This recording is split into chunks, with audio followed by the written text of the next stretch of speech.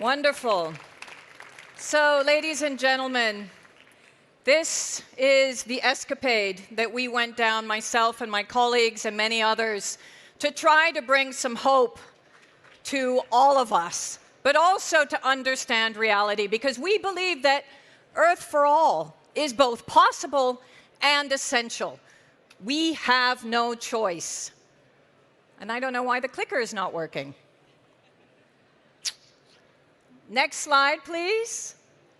Ladies and gentlemen who are helping me with the technical aspects, there we go. Okay. But the thing is, let's be clear, this is not just some niche fantasy.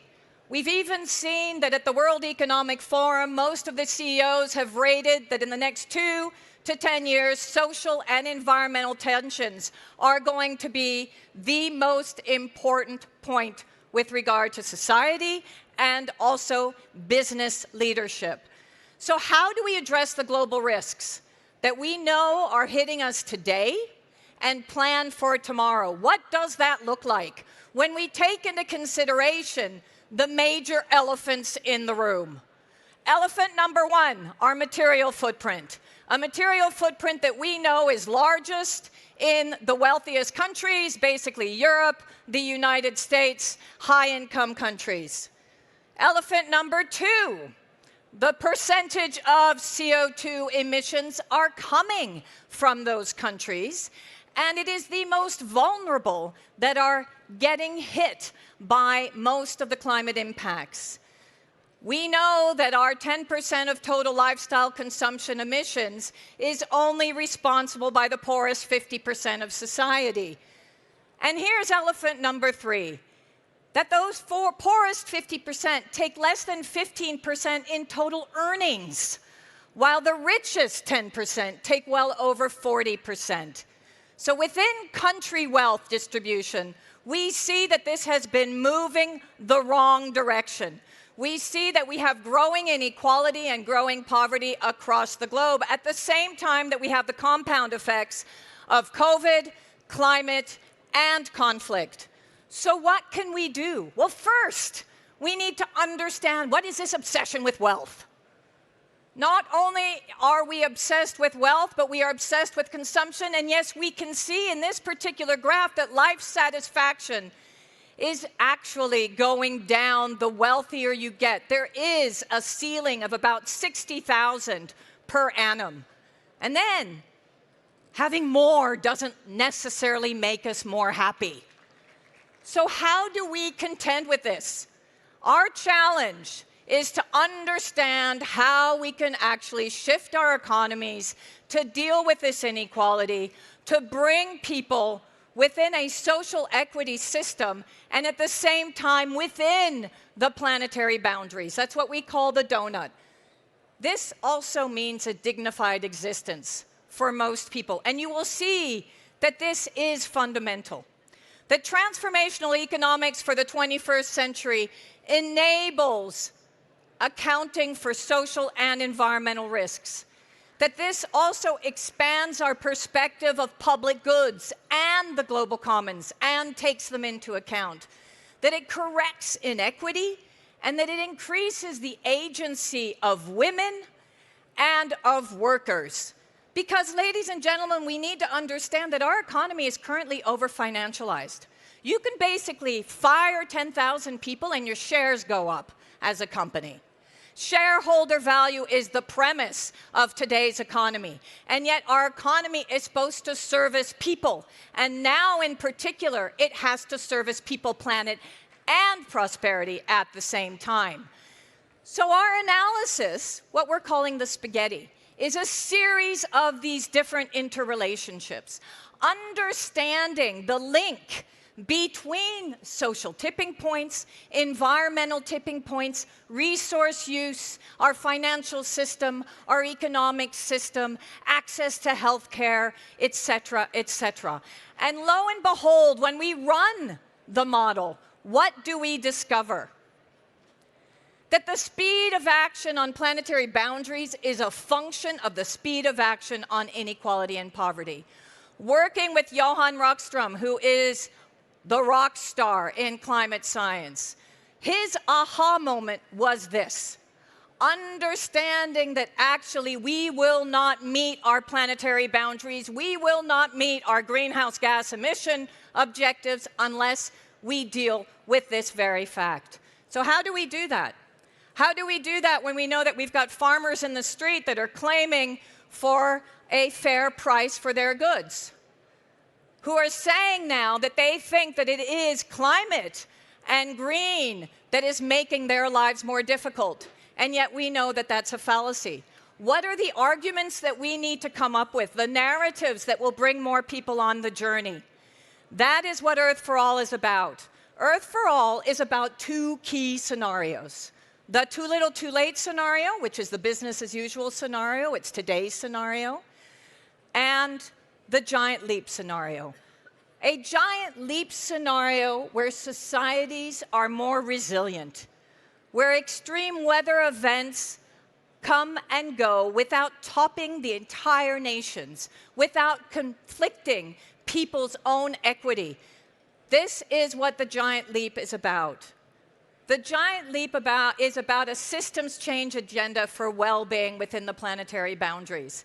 And through our analysis, in talking also to experts across the globe through our transformational economics commissions, we have come to 5 key turnarounds.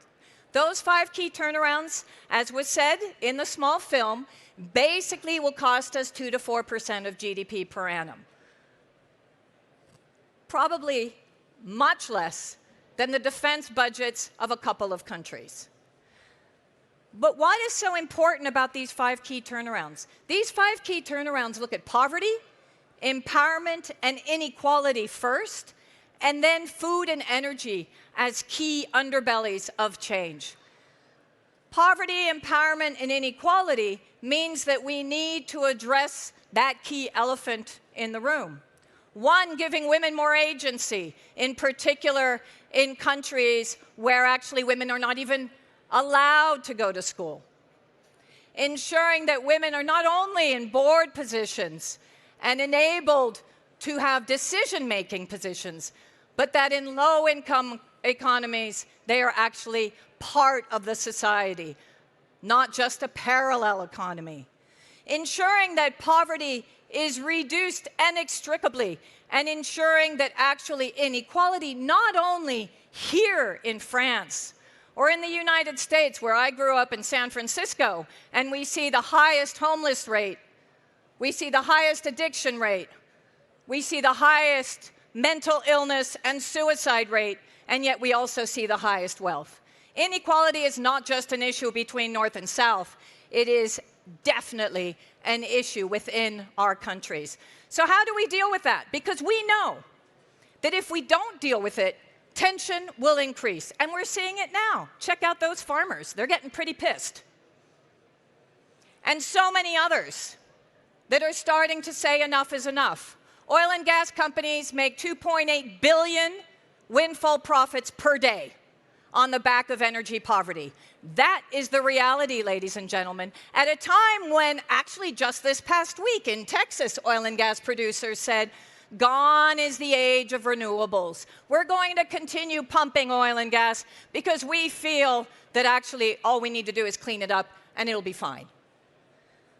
Even if they clean it up and even if we reduce our emissions from oil and gas, the problem is that none of that wealth is trickling down into people's pockets. Instead, people are getting increasingly more constrained. So social tension is fundamental.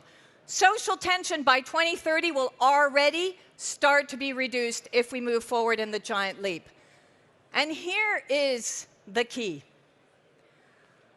Does anybody know, and now I've said it here, the difference between 1978 CEO salaries and now is 1,400%. Employee salaries are 18%. And in most countries, inflation is 30%. How is it that people will not start to get pissed off? They're starting to get pissed off now, and it's starting with the farmers, And it will be others, either in rural areas where they feel completely disenfranchised, or in urban areas where we know that, for example, the younger generation can't even afford to pay for housing, so they're all moving back in with their parents. This is the reality check. And inequality reduces trust. And because of this, it's playing out across Europe right now in terms of the European elections. This is the biggest year across the globe. 60% of citizens will go and vote. And here across Europe, we are seeing a drastic shift towards the right. Why? Because the right has used fear-mongering and has squeezed out to all of the citizens that somehow green is bad, climate is bad, transitioning is bad for you, and therefore we will protect you. This is a problem, and we must all make sure that we stand up and vote in the European elections to make sure that this doesn't happen. This is a 1930 situation, a pre-World War II situation. Can you please put the screen back up? Oh, it's all still here. Last few points. 74% of G20 citizens would prefer a well-being economy. If you see here, our giant leap scenario enables, through those 5 key turnarounds, through a transfer of capital, enables us to move towards a well-being economy. That's 2 to 4% of global income, which is needed to invest in a better future, as I said before. So, ladies and gentlemen, the faster we act, the better. We need to make sure that our current efforts are dramatically increased. We need to make sure that the reality check is felt. It's embodied. But that should not make us become ostriches.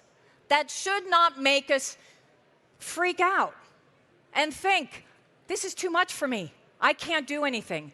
Instead, let's prove Jane Goodall wrong. She has said, we, the human species, are the most intelligent, but they're not the wisest. I want all of us to show that we can both be wise and act at the same time and adopt an Earth for all so that people, planet, and prosperity can come together.